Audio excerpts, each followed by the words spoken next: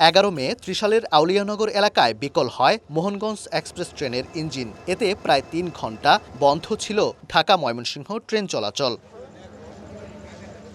সাম্প্রতিক সময়ে ঢাকা ময়মনসিংহ জামালপুর রেলপথে এমন ঘটনা ঘটছে অহরহ। কখনো চলন্ত ট্রেনের ইঞ্জিনে আগুন, কখনো ইঞ্জিন বিকল হয়ে মাঝপথে থেমে যাওয়া, আবার কখনো হুক ভেঙে ইঞ্জিন থেকে বগি বিচ্ছিন্ন হয়ে যাওয়ার খবর আসছে হরহামেশাই। এই রুটে জুন মাসেই ৩টি ট্রেনের ইঞ্জিন বিকলের ঘটনা ঘটেছে। চলতি বছরের জানুয়ারি থেকে মে পর্যন্ত 18টি আর 2025 সালে বিকল হয় 25টি ট্রেনের ইঞ্জিন। এমন ঘটনায় ঘণ্টার পর ঘণ্টা লাইনে আটকে থাকছে ট্রেন, ভেঙে পড়ছে সময়সূচি। বাস লাইনে থেকে ট্রেন লাইনে আপনাকে নিরাপদ মনে করে দেখে আমরা ট্রেনে যাতায়াত করি। ট্রেনে যদি এরকম ভোগান্তি হয় আসলে আমাদের জন্য অনেক কষ্টদায়ক হয়ে যায়। সময় মতো আমরা আসতে পারি না। মনে করেন আমি ডাক্তার দেখাইতে যাব, 4টার জায়গায় 5টায় আসতে হচ্ছে, 6টায় আসতে হচ্ছে। এই ইঞ্জিন সমস্যা হয়, মানে রাস্তার মাঝখানে হঠাৎ থাইমা যায়।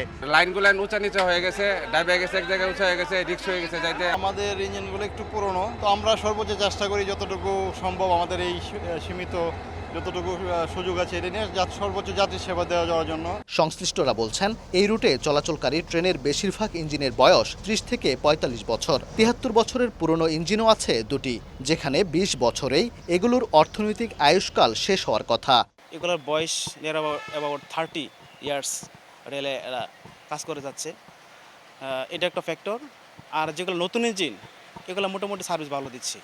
শুধু ট্রেনের ইঞ্জিন বিকল নয়, লাইনও বেহাল। রেলপথে পাথর, স্লিপার ও নাট বল্টুর ঘাটতি এবং লাইনের নাজুক অবস্থার কারণে ধীর গতিতে চালাতে হয় ট্রেন। তবুও প্রায়ই ঘটছে লাইনচ্যুতির ঘটনাও।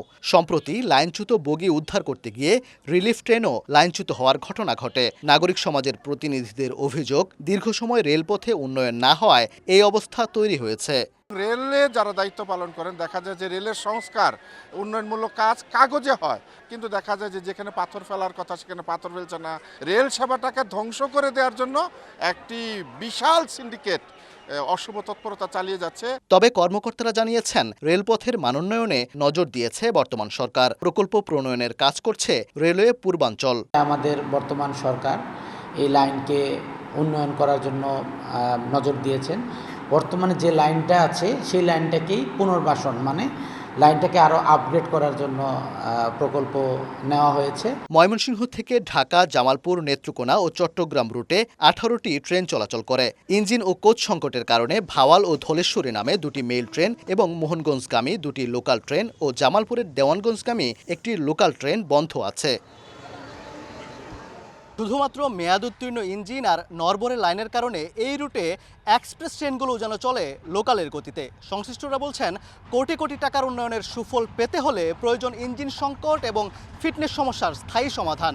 সেই সাথে ট্রেন চলাচল নির্বিঘ্ন করতে প্রয়োজন ডুয়েল গেজ ডাবল লাইন স্থাপন। ওবায়দুল হক, সময় সংবাদ, ময়মনসিংহ।